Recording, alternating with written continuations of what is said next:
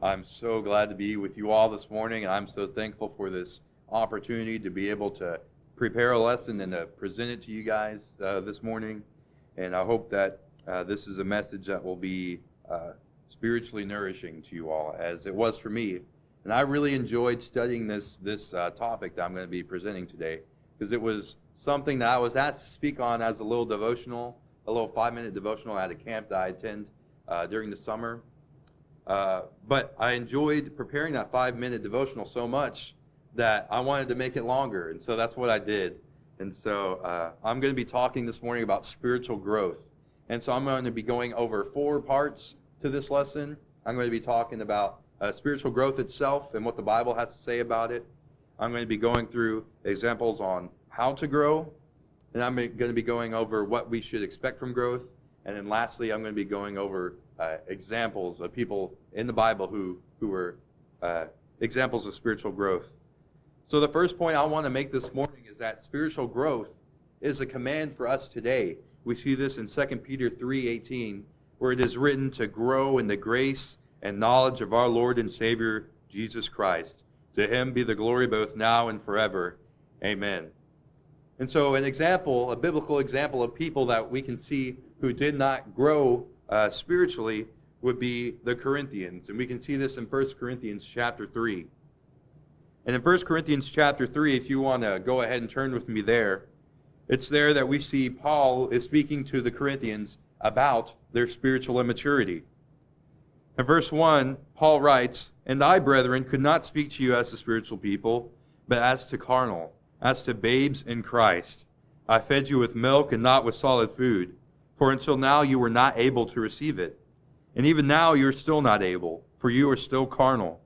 For where there are envy, strife, and divisions among you, are you not carnal and behaving like mere men? For when one says, I am of Paul, and another, I am of Apollos, are you not carnal?" So here, in these 4 verses, we see Paul rebuking the Corinthians for 3 things.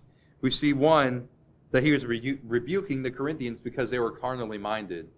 But not only were the Corinthians carnally minded, but they were not mature. And because they were not mature, we can see that the Corinthians were lacking in growth. So let's take a look at verse 1 and see what Paul has to say. Paul says, "And I, brethren, could not speak to you as to spiritual people, but as to carnal, as to babes in Christ." So if we look at the opposite side of this and we make application to ourselves today, we can see that if we do not grow in spirit, we cannot be considered spiritual people. Paul didn't consider the Corinthians spiritual people. And so unless we grow in spirit, we ourselves cannot be considered spiritual people. Now the second point on how we can grow, I think a simple way of how we can produce some spiritual growth is we actively need to be examining ourselves on where we are spiritually. This is supported in 2 Corinthians 13:5, where it is written to examine yourselves as to whether you are in the faith. Test yourselves. Do you not know yourselves that Jesus Christ is in you, unless indeed you are disqualified? And so this verse or this point makes me think of this quote that my friend told me. And this quote comes from one of his instructors when he went through Brown Trail. And this quote is that only thinkers go to heaven.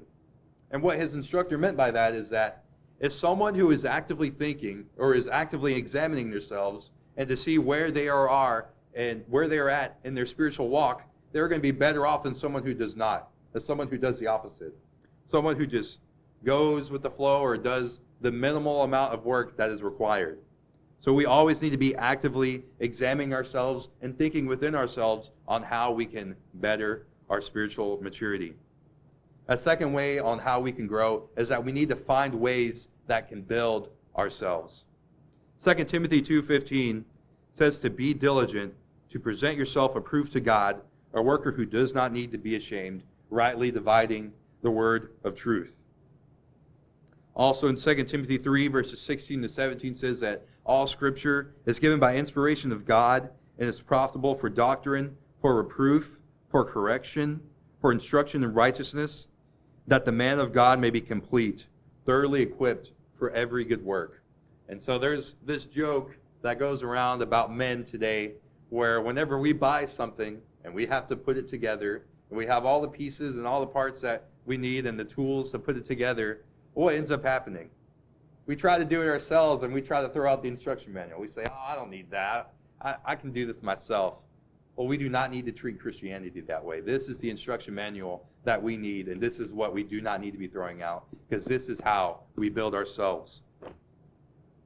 Thirdly, let's look at the effects of growth. And what I want to be doing here is, if you would, turn with me to Ephesians chapter 4. And we're going to be looking at a few verses. And what I want for us to do is to look at each verse individually and sort of just look at what this text has to say and how it can apply to us today.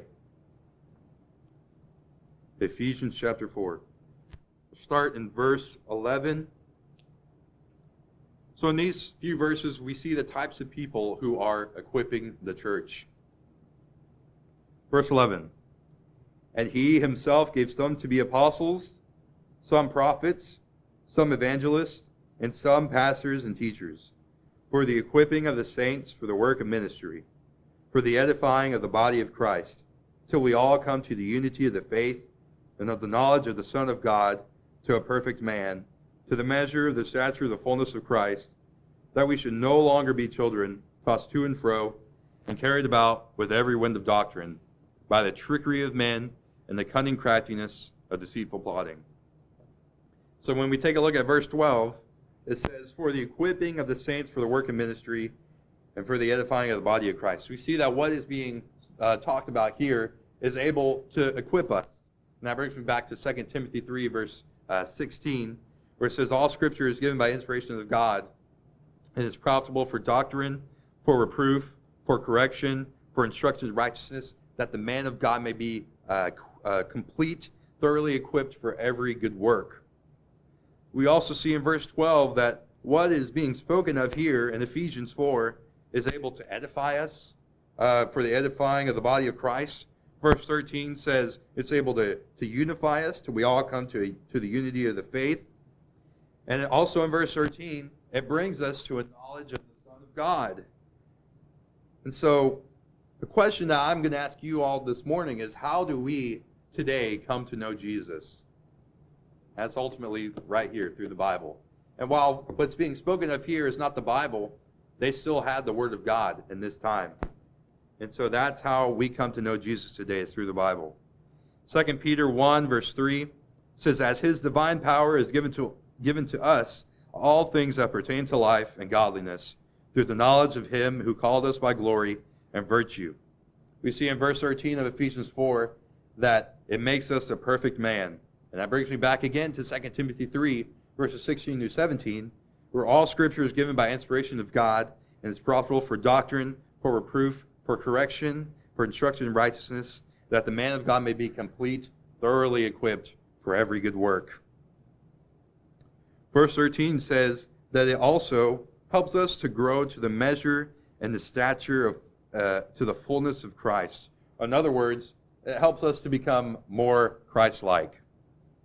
Hebrews 5:13 says, for everyone who partakes only of milk is unskilled in the word of righteousness, for he is a babe. But solid food belongs to those who are of full age, that is, those who by reason of use have their senses exercised to discern both good and evil. So is it wrong to be a babe in Christ?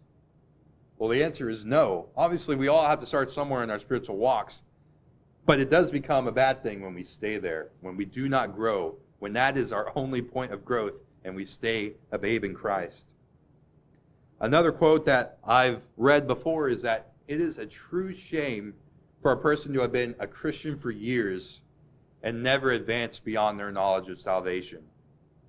Some people in the church today still have not grown past those first principles. Hebrews 5:12 says, for though by this time you ought to be teachers, you need someone to teach you again the first principles of the oracles of God, and you have come to need milk and not solid food. So we see here in Hebrews that Paul is speaking of the people's spiritual immaturity again. 1 Peter 2:2 also speaks about this concept of spiritual milk. And like newborn babies crave spiritual milk, pure spiritual milk, so that by it you may grow up in your salvation, now that you have tasted that the Lord is good. let's say that a couple has a baby. I personally do not have a child of my own, but I do know that growth in a baby's life is very important in the first few years of its life. And that when the parents notice that that baby is not growing as it should, it is not experiencing the growth that it should, those parents are going to be worried. And the same should worry us spiritually, because if we notice that we are not growing in our spiritual walks, we are spiritually sick. I can't help but think of the example of a plant, where if a plant is not growing, it is dying. And so we need to always be aware of how our spiritual growth, we should always be aware of the state of our spiritual growth. 1 Corinthians 13:10 says, "But when completeness comes, what is in part disappears. When I was a child, I talked like a child, I thought like a child, I reasoned like a child. When I became a man, I put the ways of childhood behind me. For now we see only a reflection as in a mirror. Then we shall see face to face. Now I know in part, then I shall know fully, even as I am fully known." We see that in this context that once we mature spiritually is when we become more complete. And completeness is something that we as Christians should strive for today. We should never strive to do the minimum effort. But in order to do so, we have to put the ways of childhood behind us. So let's take a look back at Ephesians 4, and we're going to continue there. In verse 14 of Ephesians 4, we see that we should no longer be children, tossed to and fro and carried about with every wind of doctrine, by the trickery of men and the cunning craftiness of deceitful plotting. One obstacle that people may experience today is that due to their lack of growth, is because they are not able to discern good from evil. We see in Hebrews 5:13 that for everyone who partakes only of milk is unskilled in the word of righteousness, for he is a babe. In verse 14, "But solid food belongs to those who are of full age, that is, those who by reason of use have their senses exercised to discern both good and evil." Proverbs 14:12 says that there is a way that seems right to a man, but in its end is the way of death.